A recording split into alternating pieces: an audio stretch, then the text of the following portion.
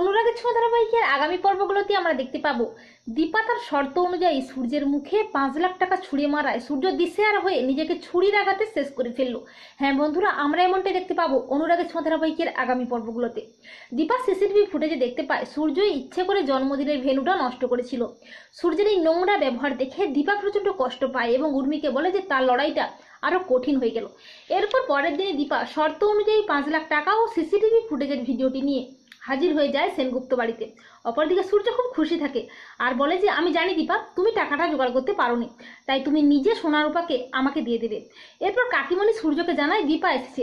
তখন সূর্য আনন্দে আত্মহারা হয়ে তড়িঘড়ি করে নিচে নেমে এসে দীপার মুখোমুখি হয়ে বলে, আমি জানতাম দীপা তুমি টাকাটা জোগাড় করতে পারবে না, দাও সোনা রূপাকে আমার কাছে দাও। কি হলো, সোনা রূপাকে এনেছো তো টাকাটা দাও, না হলে সোনা রূপাকে আমার কাছে দাও।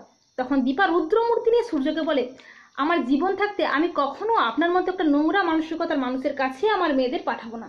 এই বলে দীপা 5 লাখ টাকা সূর্যের মুখে ছুঁড়ে মারে।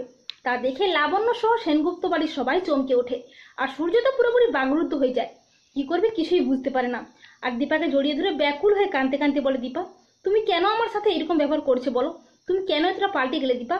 আমার দীপা তো তার ডাক্তারবাবুকে খুব ভালোবাসতো, বিশ্বাস করতো, তাহলে আজ কেন এরকম করছো? আমি কি অন্যায় করেছি বলো দীপা? তখন দীপা সূর্যের হাতটা সরিয়ে দিয়ে বলে, ছাড়ুন আমাকে, আমি এই বিষয়ে আপনার সাথে আর কোনো কথা বলতে চাই না ডাক্তারবাবু। তখন সূর্য দিশেহারা হয়ে বলে, ও আমি আমার প্রশ্নের উত্তর পেয়ে গেছি দীপা, তোমার জীবনে আমাকে আর কোনো প্রয়োজন নেই। ঠিক আছে, তুমিও আমাকে বুঝলে না, আমার মেয়েরাও তো আমাকে বুঝলো না, কেউ আমাকে বুঝলো না, সবাই আমার থেকে দূরে চলে যাচ্ছে, আমি নিজেকে শেষ করে ফেলবো। এই বলে সূর্য ডাইনিং টেবিল থেকে ছুরি নিয়ে নিজের গলায় নিজে ছুরি মারতে যায়। তখন দীপা সূর্যের হাতটা ধরে হাউমাউ করে কাঁদতে কাঁদতে বলে, আপনি এটা কি করছেন ডাক্তারবাবু?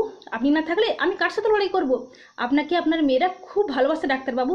তো বন্ধুরা, তোমরাই বলো দীপার কি করা উচিত, কমেন্ট করে জানিয়ে দাও তোমাদের মতামত।